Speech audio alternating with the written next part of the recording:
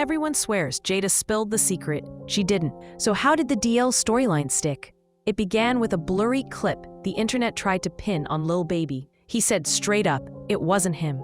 Then a separate moment, Jayda calling out people for dragging their child, got twisted into confirmation. No proof, just a headline that outran the truth. Still, old drama made the new claim feel believable. A ready-made narrative, a supposed reveal, a heated response. It a couple that can't outrun history. No theatrics here, just what's on record. And what's rumor? We're tracing the spark, the denials, and the recycled talking points that kept this thing alive. But that wasn't the whole story. It started with a grainy quip that raced across X in late October 2023. A few frames, a vague resemblance, and suddenly timelines were convinced they'd found a gotcha. Within hours, Lil Baby's name was trending. Not for music, but for a video people claimed showed him in a compromising act. The problem? He flat out said it wasn't him. On October 23, 2023, he addressed the chatter directly, brushing it off as clout chasing and insisting folks would believe anything when a rumor is packaged to go viral. Coverage piled up fast. Music outlets documented the denial, noting how quickly the story ballooned despite zero concrete proof. Reports captured his stance. He wasn't in the clip, and the internet had run with a likeness, not a receipt.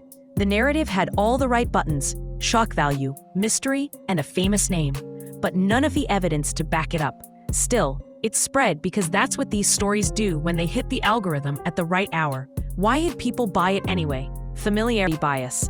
Audiences had seen Lil Baby in headlines before, and that history primed them to treat the latest claim as plausible. Once a public figure gets attached to prior drama, new allegations don't need much oxygen to catch fire. Viewers scroll, share, and stitch faster than they verify, and a rumor gets upgraded to common knowledge by repetition alone. The clip's ambiguity actually helped. Fuzzy visuals invite projection, and projection invites certainty. By the time the denial arrives, the story feels too big to walk back. There's also the performance of certainty online. Accounts frame headlines with words like confirmed or exposed, even when the body of the post can't deliver those receipts. That tone cues audiences to process speculation like fact. In this case, the calm, simple response, "That's not me," couldn't compete with the adrenaline of a scandal, especially once commentary pages clipped, captioned, and recycled each other in a loop. The result? A denial on record, and a rumor that refuses to die because it's more clickable than the truth. So let's separate the pieces. The spark was a viral, unverified video paired with a wave of lookalike claims. The record is clearer. Lil Baby rejected the allegation publicly on October 23, 2023. Multiple outlets documented that response. No independent verification tied him to the footage, and nothing new surfaced to change that. Everything else lives in the echo chamber. But that wasn't the whole story. Next, we'll look at what Jayda actually said, and how a separate moment about protecting their child got twisted into confirmation by people chasing a headline. Jayda's words weren't a confession, they were a line in the sand. She looked straight at the chatter and said what any parent would: "Stop talking about my 5-year-old." That's the clip people keep twisting. It wasn't about Lil Baby's private life. It was about protecting a child from grown-up gossip. Here's the moment in plain terms. Jayda called out the weird comments aimed at her son. Strangers projecting adult themes onto a kid. She said it was disturbing. She said it needed to end. Simple, direct. And if you watch that segment without the bait title on top, there's no reveal, no wink, no sideways hint, just a mother shutting down nonsense. So how did that turn into confirmation? Packaging. A clipped sentence posted with a spicy caption turns caution into coded truth. One creator says confirmed, another echoes it, and repetition starts to feel like evidence. Then, thumbnails add arrows and red circles. The title upgrades from rumors to exposed, and suddenly Jayda's plea for boundaries gets recast as a whistleblow. That's not reporting, that's a magic trick. There's also a reason the trick works. Audiences remember past mess. When a couple has public history, viewers bring that memory into every new clip. The brain fills gaps. If you already expect drama, any serious tone from Jayda reads like she's holding back a bombshell. But listen closely. She isn't insinuating anything about Lil Baby. She's saying, leave kids out of it. Notice the language she uses. No accusation, no names, no let me spill. It's guardrail talk. Don't sexualize a child. Don't push narratives onto a 5-year-old. Don't make a mother defend her family from cruel jokes. That's it. If you strip away the commentary, the message lands the same every time. And yet, the monetization loop rewards the opposite. Confirmation earns more clicks than context. A measured statement becomes a scandal trailer. Post it fast, add a dramatic beat, move on before anyone checks the full video. The algorithm loves speed. Nuance moves slow. Here's the tell. If a title promises receipts, but the clip never shows them, you're watching hype, not proof. If a commentator says she basically admitted, and then cuts to a reaction face instead of the actual words, that's your red flag. The truth is quieter than the thumbnail. It always is. So let's lock this in. Jayda's statement was a boundary, not a bomb. It was about protecting her son, not exposing a partner. The DL confirmation angle came from edits, captions, and a chorus of recycled takes. But that wasn't the whole story, because the reason this angle spread so fast has roots in older controversies, the kind that trained viewers to expect the worst. This rumor didn't grow in a vacuum. Years before the DL headlines, there was the Ms. London saga, messy, viral, and tailor-made to bias the timeline. Back in December 2020, an adult performer went on X and claimed Lil Baby paid for a one-night situation. Screenshots circulated, blogs lit up. He pushed back, denying the $16K claim and dismissing the noise as the internet doing what it does. Then the story shapeshifted. Miss London posted a supposed DM screenshot, which commentary pages framed as proof. It kept the frenzy alive, but the receipt is unverified and lived mostly in reposts and screen grabs. The dynamic mattered more than the details. Allegation, screenshot, outrage, repeat. In the chaos, the denial got less attention than the dopamine of scandal. Within days, another wrinkle. She said she'd been drunk when she tweeted and expressed regret about airing it out. That didn't erase the posts from people's heads, but it did complicate the clean gotcha narrative. Even so, once a moment is meme-coded, it rarely walks back. The original claim kept echoing long after the apology headlines faded. Fast forward to 2022, and the topic resurfaced. Coverage framed it as Ms. London clarifying and offering a sort of apology while the internet reran the greatest hits. At the same time, Baby again addressed the money rumor directly. So untrue, trying to put a pin in the $16K number that had become shorthand for the whole mess. This matters. By 2022, the audience had two tracks in their mind, her renewed chatter and his on-record denial. Yet the most clickable version still won the feed. Why bring this up now? Because this older controversy trained the algorithm and the audience to expect the worst. When you've seen a couple in headline turbulence, any new claim feels plausible before it's proven. That's the bias the DL rumor exploited. People didn't start at zero. They started at, remember the Miss London thing. Even viewers who missed the fine print, like the regret post or the repeated denials, kept the impression. And impressions, not documents, drive engagement. There's a pattern here worth clocking. Allegation posts arrive as fireworks. Denials arrive like a press release. Fireworks trend. Press releases don't. So the older saga becomes permanent background noise, humming underneath every new storyline, making neutral facts sound suspicious and vague clips feel like revelations. That's how an unrelated rumor can borrow credibility from an old mess it doesn't actually connect to. So when that grainy 2023 clip hit, it didn't need airtight evidence to travel. It only needed a memory, and the timeline had one ready. But that wasn't the whole story. Because next came a different rumor loop, luxury shopping, icy photos, and a denial that kept the narrative moving even without receipts. The next flare-up wasn't about a clip at all, it was a shopping bag. Late 2021, a blog blast claimed Lil Baby took Saweetie on a $100K spree at Chanel. Screenshots, captions, and a number everyone could meme. The story traveled because it was simple. A price tag, an X, and a label family with history. But right as timelines crowned it proof, Lil Baby jumped on Twitter with the opposite. Baby not dating no one, I'm single. The denial was immediate and plain, even as posts kept stacking. Then came the labelmate wrinkle. Quavo, Saweetie's ex and Baby's QC teammate, dropped a line on his story. Ain't trippin', we can swap it out. That one sentence detonated a week of speculation. Was he talking about Jayda? Was it smoke or just petty poetry? Jayda quietly liked a Shade Room repost, which turned into its own subplot. Suddenly, the rumor wasn't just about two people shopping.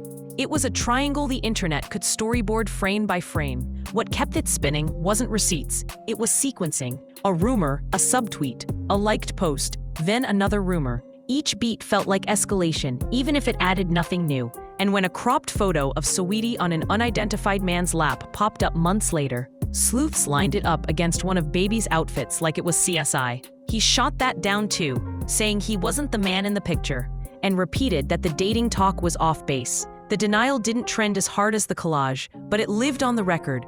He said it wasn't him. Meanwhile, the 100K line had already embedded itself in culture. Rappers referenced it. Comment pages recycled it. Even when Saweetie seemed to rap about the rumor in 2022, it was more wink than affidavit. Fodder for performance, not court. By then, the audience wasn't asking whether the spree happened. They were debating whether 100K was light. The number replaced the nuance. Here's why this matters to the DLC line. The Saweetie loop trained the feed. It taught viewers to treat any new post about Lil Baby as a clue in a bigger saga. No sourcing required. The mechanics were identical.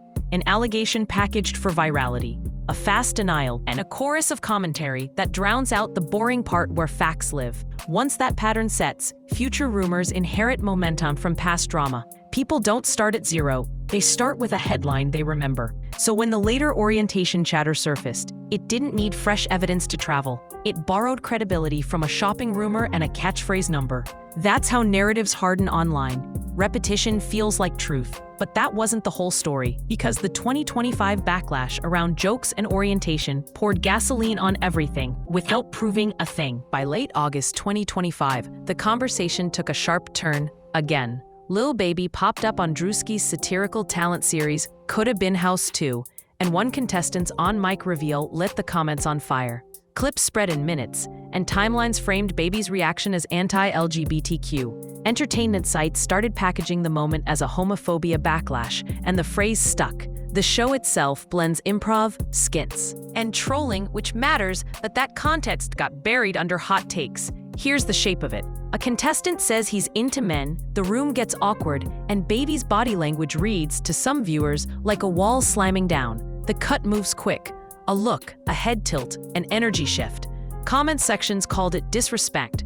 Others said it was just an uncomfortable pause on a comedy set, designed to spark exactly this kind of chaos. Either way, the clip did numbers, because it confirmed what audiences already felt primed to see: a rapper rejecting a queer moment on camera. That's the narrative the internet wanted, and it traveled faster than any nuance about a spoof show or selective editing. Zoom out and it fits a familiar template. A viral snippet lands, captions supply the verdict. The algorithm rewards certainty. Did Baby deliver a speech? No. Did the moment become a referendum anyway? Absolutely. The show's satire, its whole point, is to push contestants and guests into cringe, bait, and laughter. But when you clip the cringe and leave the satire, you get outrage without context. That recipe is undefeated. This is where the orientation talk kicks back up. Not because there's fresh evidence about Baby's private life, but because outrage reopens the file. Folks dust off the old headlines, lace them through the new clip, and present the mashup like a pattern. See? He reacted like that because, and we're back on the treadmill. Speculation dressed as analysis, vibes treated like proof. None of this confirms anything about who he's with or what he's into. It confirms that controversy is a content engine. There were voices pushing the other way. Some commenters argued the reaction was overinterpreted. Awkward TV on a prank-heavy format, not a manifesto. But those posts don't beat the dopamine of a dragging. The thread with the harshest headline wins the feed, and by the time cooler takes appear, the narrative has hardened. What matters for our story is the mechanism.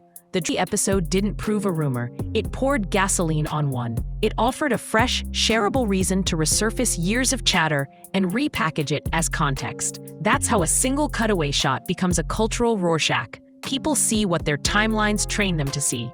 But that wasn't the whole story, because Jayda's name kept trending for unrelated headlines that commentators stitched into the same montage, making a recycling loop look like confirmation. The reason Jayda trends during every new rumor isn't mystery, it's mechanics. Commentary pages keep a permanent receipts folder on her. Anytime Lil Baby's name heats up, they reopen that folder and stitch old clips next to fresh gossip. It looks like a pattern. It's really a collage. Take the island incident from 2021. Airport, luggage, a firearm she wasn't supposed to have.